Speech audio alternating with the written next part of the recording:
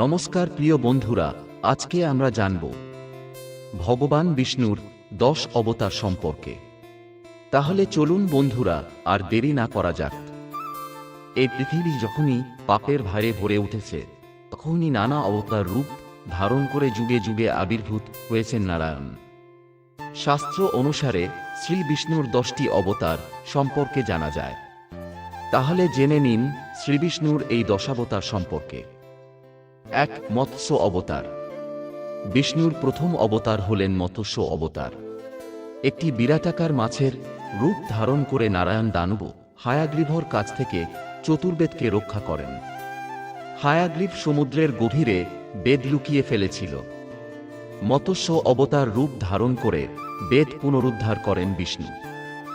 2. কূর্ম অবতার। কূর্ম অবতারে বিষ্ণু এক বিশাল কচ্ছপের রূপ ধারণ করেন। সমুদ্র মন্থনের সময় মন্দার পর্বত নিজের পৃষ্ঠে ধারণ করেন তিনি। এর ফলে দেবতা ও দানবদের মিলিত শক্তিতে সমুদ্র মন্থন করা সম্ভব হয় এবং অমৃত উঠে আসে। 3. বরাহ অবতার। বিষ্ণুর তৃতীয় অবতার হলেন বরাহ অবতার। এই রূপে বিষ্ণুর অর্ধেকটা মানুষ ও অর্ধেকটা বরাহের। বরাহ অবতার রূপ নিয়ে রাক্ষস হিরণ্যক্ষর হাত থেকে পৃথিবীকে রক্ষা করেন তিনি। হিরণ্যক্ষ ছিলেন রাক্ষস রাজা হিরণ্যকশিপুর ভাই। গোটা পৃথিবীকে তিনি চুরি করে সমুদ্রের গভীরে লুকিয়ে রেখেছিলেন। 4. নৃসিংহ অবতার।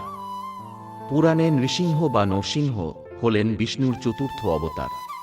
অর্ধেক মানুষ ও অর্ধেক সিংহের রূপ ধারণ করে তিনি তাঁর পরম ভক্তকে প্রহ্লাদকে রক্ষা করেন ও প্রহ্লাদের বাবা রাক্ষস রাজা হিরণ্যকশিপুকে বধ করেন। 5. বামন অবতার। বটুক ব্রাহ্মণের রূপ ধারণ করে মর্তে আবির্ভূত হয়েছিলেন বিষ্ণু। প্রহ্লাদের নাতি ছিলেন বলি রাজা। গোটা স্বর্গ ও মর্ত অধিকার করে ফেলেছিলেন বলি। বামন অবতার রূপ নিয়ে তাঁর কাছে 3 পা রাখার মতো জমি প্রার্থনা করেন বিষ্ণু। 2 পায়ে স্বর্গ মর্ত অধিকার করে ফেলেন তিনি। তৃতীয় পা রাখেন বলির মাথায়। 6. পরশুরাম অবতার। পরম শিবভক্ত পরশুরামের রূপ নিয়েও জন্ম নেন নারায়ণ। এই রূপে তাঁর বাবা ছিলেন ভৃগুবংশীয় যমদগ্নি ও মা ছিলেন রাজা প্রসেনজিতের কন্যা রেণুকা। ক্ষত্রিয়দের ঔদ্ধত্য ও অহংকার থেকে পৃথিবীকে রক্ষা করেছিলেন তিনি। 7. শ্রীরাম অবতার। ত্রেতাযুগে শ্রীরামচন্দ্রের রূপে জন্ম নেন নারায়ণ। অযোধ্যার রাজা দশরথ ও রানী কৌশল্যার পুত্র রাম পৃথিবীকে রাবণের অত্যাচার ও অনাচারের হাত থেকে রক্ষা করেছিলেন। 8. শ্রীকৃষ্ণ অবতার।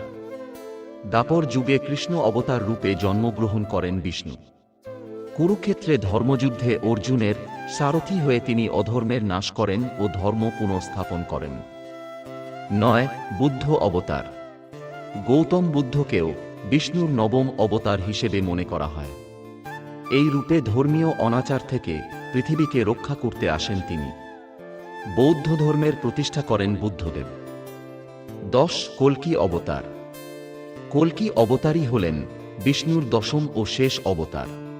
কলিযুগের শেষে আবির্ভূত হবেন তিনি এবং পৃথিবীর বুক থেকে সকল পাপ দূর করবেন। এরপর আবার সত্যযুগ শুরু হবে বলে মনে করা হয়। কল্কি অবতার আসবেন দেবদত্ত নামের কালো ঘোড়ার পিঠে চেপে, তাঁর হাতে থাকলে খোলা তলোয়ার। জয় শ্রীকৃষ্ণ। প্রিয় দর্শক, ভিডিওটি ভালো লাগলে আপনজনদের মাঝে শেয়ার করে চ্যানেলটি সাবস্ক্রাইব করে পাশে থাকবেন। ধন্যবাদ।